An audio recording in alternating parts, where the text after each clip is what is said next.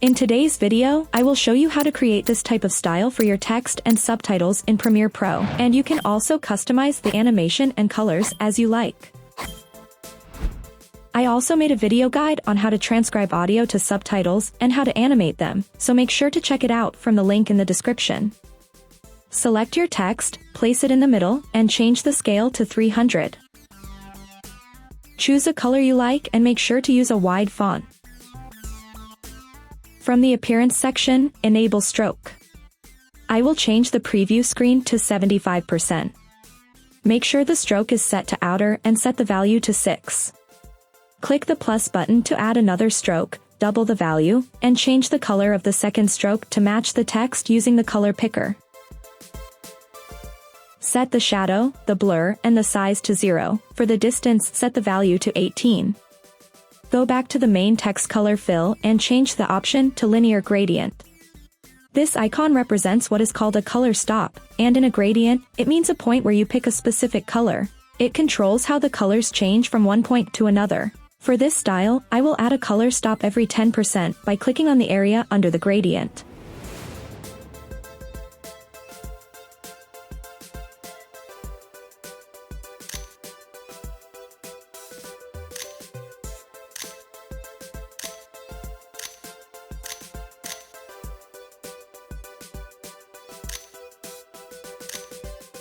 The small points here are called color midpoints.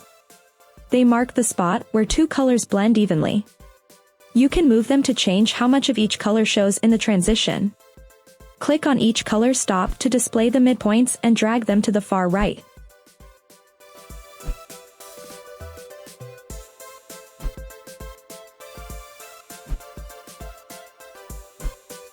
To delete any color stop, just click and hold, then drag it down and release the mouse button. Click on the second color stop and change the color to a brighter pink.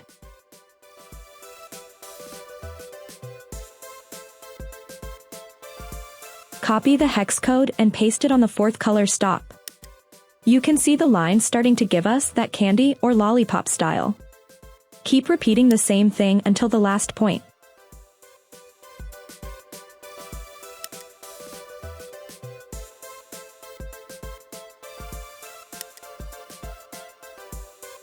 That last one has a fading effect, which is why I drag the midpoints all the way to the right, so I can keep a sharp transition.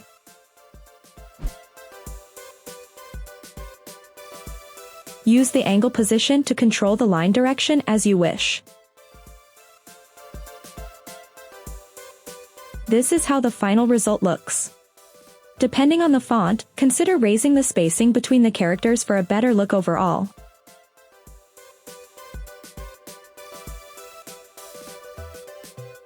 To save the same style for the rest of the subtitles, go to Track Style and from the drop-down menu, click on Create Style and name it.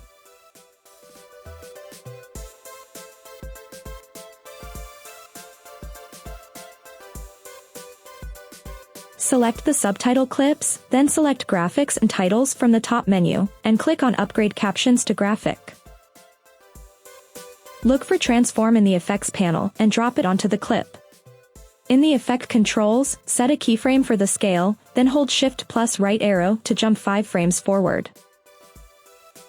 And drag the keyframe to the playhead. Go back to the start of the clip and change the scale value to 1%. Move 2 frames forward from the last keyframe and set the scale to 80%.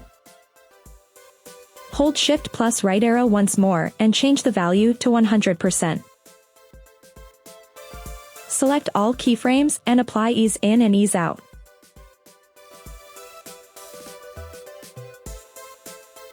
Zoom in on the clip for better control over the handles. Select the second keyframe and drag the handle to the left.